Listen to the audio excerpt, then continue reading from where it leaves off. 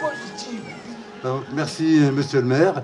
Et en même temps, j'aimerais féliciter les équipes qui ont organisé ça, parce qu'en témoin un peu extérieur, je me rends compte du boulot qu'ils ont fait, et vraiment, c'est bravo, bravo. Hein. Donc, il est vrai, donc c'est pour moi un honneur d'être là. Aujourd'hui, je suis fier d'être devant vous et avec vous à cette occasion.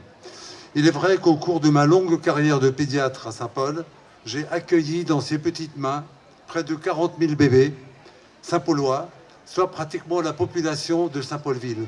Je ne me trompe pas, c'est à peu près ça. Et peut-être que parmi vous, il y a des personnes que j'ai eues dans mes petits bras depuis 1976.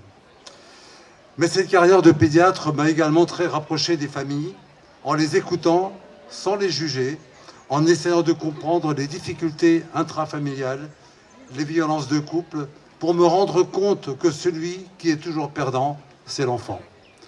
Donc j'ai commencé à militer pour l'enfant en essayant de trouver des solutions pour la famille. Et au cours de cette période, j'ai eu la chance de rencontrer une dame formidable qui s'appelle Danielle Rapoport, qui à l'époque était psychologue clinicienne à l'hôpital Trousseau à Paris, et qui, après avoir créé les CAMS, a milité pour l'humanisation des hôpitaux, a réalisé l'opération pouponnière. On sait que par le passé, il y avait beaucoup de maltraitants dans les pouponnières, et œuvré pour l'accueil du nouveau-né porteur du handicap. Elle a créé le néologisme bien-traitance, avec un trait d'union entre bien et traitance, contrairement à la maltraitance où il n'y a pas ce trait d'union parce qu'elle est dans un sens. Et la bien-traitance, c'est un donnant-donnant. Eh bien, ce terme de bien-traitance figure dans nos dictionnaires depuis 2013 seulement. Et Madame Rapoport aussi a été nommée chevalier de la Légion d'honneur en 2017.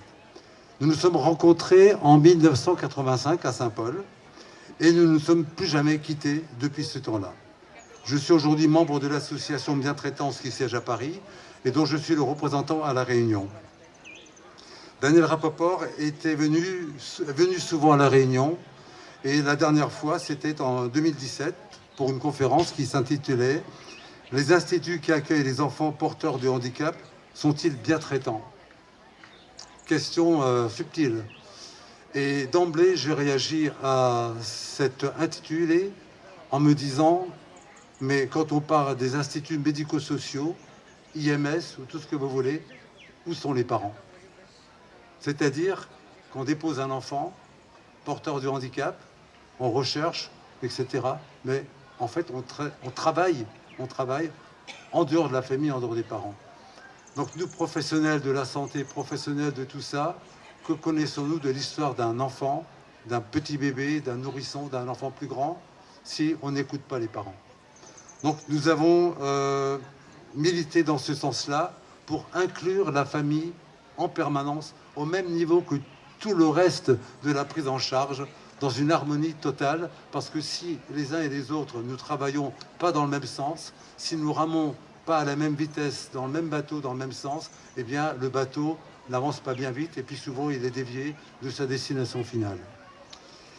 Le Forum de la famille porte ce message de bien-traitance familiale qui permet à nos enfants d'atteindre leur autonomie optimale en fonction de leur potentiel inné, transmis par les gènes des parents, du père et de la mère. Quand je parle d'autonomie, ça veut dire quoi dans ma tête de pédiatre? Ce sont des enfants qui sont avant tout pas malades, physiquement ou mentalement, tout simplement. C'est la première marche de l'autonomie. La deuxième, c'est qu'ils soient maîtres de leur choix à un moment donné. Quand arrive le choix de faire, par exemple, des études, ou de faire du football, ou de faire autre chose, jouer de la guitare, etc., c'est de les accompagner dans ce qu'ils sont et pas de s'opposer à leur choix. Leur choix est inné en eux. Donc il faut les accompagner. Et ensuite, dans un autre cas, c'est la partie... Et puis leur apprendre dans le choix d'être maître de leur choix, mais aussi de les assumer derrière. Leur apprendre à assumer leurs décisions. Et pour ça, nous, parents, devons donner l'exemple. Dans nos choix, nous devons les assumer. Exactement. Et dernier point de l'autonomie de ces enfants, c'est les éduquer pour qu'ils soient respectueux dans la société dans laquelle ils vivent, pour éviter les débordements un jour, pour les retrouver soit en prison, soit pire.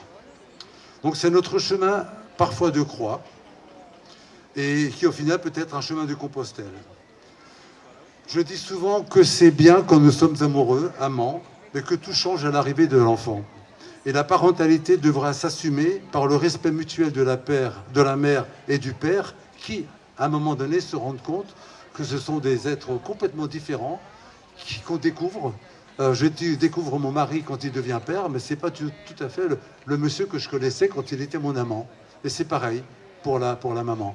Donc en fait, à un moment donné, cet enfant bouleverse la vie familiale et donc peut entraîner des difficultés. Et tout ça ne peut s'arranger que en fait, par des compromis permanents, perpétuels, parce que l'enjeu, le seul enjeu, c'est le devenir de l'enfant que nous avons décidé et désiré. Mais la parentalité ne se limite pas aux enfants, car aujourd'hui, en tant qu'adultes, donc vous et moi, en tant qu'adultes, sommes père et mère à gauche, et nous sommes enfants à droite. Parce que nos parents vieillissent et nous sommes leurs enfants. Et donc nous sommes au milieu d'un long chemin parental. Et nous, demain, nous aurons aussi besoin de nos enfants quand nous allons devenir vieux. Et actuellement, on vit de plus en plus longtemps. Donc forcément, on va devenir à un moment donné dépendant. Donc si vous voulez, ce chemin de la parentalité, de la famille, ça part d'une certaine façon de la naissance et à la fin de notre existence. Et si nous pouvons construire la famille dans ce concept-là, notre société ira bien mieux à tout égard. Et je rejoins ce que disait M. Sinimalé tout à l'heure, la famille est la base essentielle de l'équilibre de la société, mais où que nous soyons, n'importe où sur la Terre, que ce soit dans des pays développés ou sous-développés, c'est exactement pareil, c'est la famille qui est la base, et quand la famille ne marche plus, la société déconne. Excusez-moi du terme. Donc, c'est le message que je développerai lors de la conférence qui aura lieu en octobre. La date n'est pas encore fixée, mais elle s'intitule « La bientraitance intrafamiliale, de l'aube au crépuscule, de la dépendance à la dépendance ». Et je vous y invite. Je profite aussi de prendre la parole pour vous parler d'une parentalité dont on ne parle jamais. Ce sont les parents qui ont des enfants porteurs de handicap. Et là, c'est malheureusement une souffrance extraordinaire et terrible, autant pour l'enfant que pour les parents. Donc je profite qu'on me donne la parole pour vous inviter à visiter le stand qui est juste là-bas, qui s'intitule « Grandir hors des murs », qui est une association fondée par des parents d'enfants polyhandicapés et qui ont courageusement bravé le regard de notre société afin de permettre à ces enfants de sentir exister autrement que par l'éternel regard des autres. Le regard de l'autre, c'est « il est handicapé ». Au départ, c'est le regard médical qui est transmis aux parents. Le médecin dit à tes parents, ton enfant est handicapé. Ben voilà, il est handicapé. Et le regard de la société, il est handicapé. Eh bien, on oublie qu'à l'intérieur de cette carapace cabossée d'un enfant handicapé, il y a un être qui vit, un être qui a une âme, qui a une spiritualité, qui a des émotions, et on l'oublie. Donc le travail qu'on fait avec ses parents, c'est en fait d'ouvrir la vie, tout simplement, à ces enfants, pour leur donner le sentiment d'exister. Le drame du handicap peut nous atteindre à chaque moment de notre vie familiale, et nous sommes là aujourd'hui pour en parler.